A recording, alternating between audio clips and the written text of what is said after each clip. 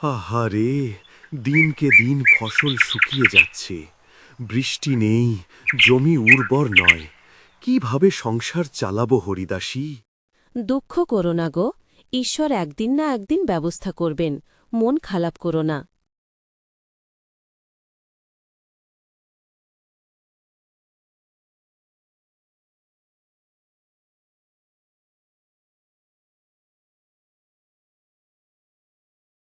গোপাল মাটি থেকে এক টুকরো চকচকে কিছু কুড়িয়ে পেয়েছে। বাবা, বাবা, দেখো তো, এটা কি ঝকমকে পাথর পেলাম।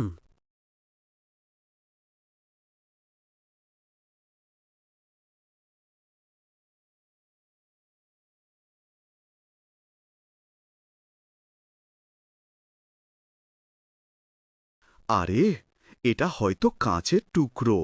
তবে সুন্দরী তো লাগছে। রেখে দে ঘরে। হঠাৎ আলোর ঝলক, সুরেলা সঙ্গীত বাজে। পাথর থেকে বেরিয়ে আসে এক অপূর্ব সুন্দরী পরীকন্যা। ভয় পেও না, আমি স্বর্গলোকের পরী।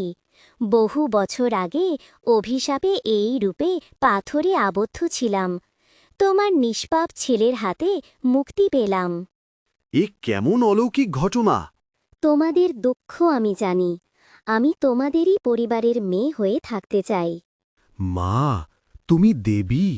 তোমার ছায়া পড়লে হয়তো আমাদের কপাল উজ্জ্বল হবে। আজ থেকে আমি তোমাদেরই কন্যা।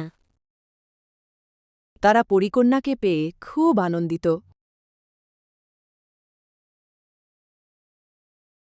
পরীকন্যা গ্রামের দরিদ্র মানুষকে সাহায্য করছে। কারো ঘরে শস্য, কারো কূপে জল। তারা পরিকন্যাকে পেয়ে খুব আনন্দিত। পরিকন্যা কৃষকের বাড়িতে আছে সেই কথা গ্রামে ছড়িয়ে পড়ে। কৃষকের ঘরে যে মেয়ে এসেছে, সে মানুষ নয়, দেবী। হ্যাঁ, তার ছোঁয়ায় শুকনো জমিও সবুজ হয়ে উঠেছে। আমরা তাকে পরীকন্যা বলেই ডাকব। পরীকন্যা কথা মন্ত্রী জানতে পেরে সে মহারাজকে সংবাদ দেওয়ার জন্য রাজপ্রাসাদে গেলেন। মহারাজ, গ্রামে এক অলৌকিক কন্যার আবির্ভাব ঘটেছে। লোকজন বলে সে দেবী স্বরূপা। অলৌকিক কন্যা? এসব কুসংস্কার। তবে যদি সত্যি হয়, তাকে অবশ্যই প্রাসাদে আনা চাই। কৃষকের ঘরে রাজসেনা এসে হাজির। মহারাজের আদেশ, পরীকন্যাকে প্রাসাদে নিয়ে যেতে হবে। সে আমাদের মেয়ে। কষ্টের সময়ে আমাদের আশা, তাকে কেড়ে নিও না। বাবা, ভয় পেও না, আমি যাব। হয়তো এও ভাগ্যের লেখা।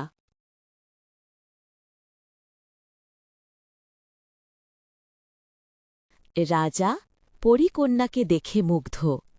এত রূপ, এত জ্যোতি, তুমি কি মানুষ না দেবী? আমি সাধারণ কৃষকের ঘরে লালিত কন্যা।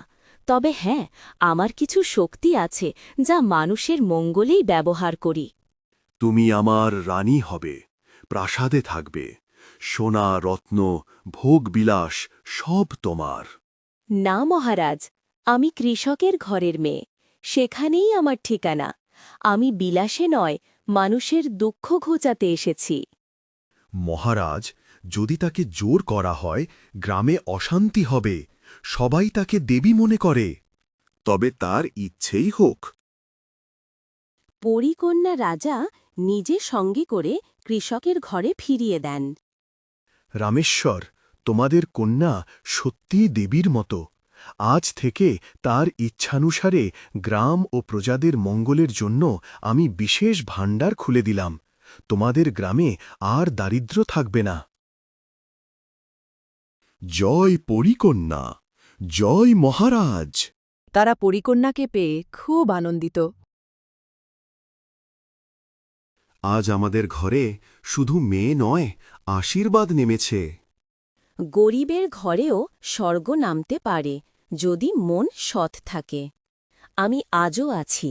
যেখানে দুঃখ, অভাব, অমানবিকতা আছে, সেখানে আমি আলো হয়ে আসব। মনে রেখো, দয়া ও সততার শক্তিই সবচেয়ে বড় জাদু।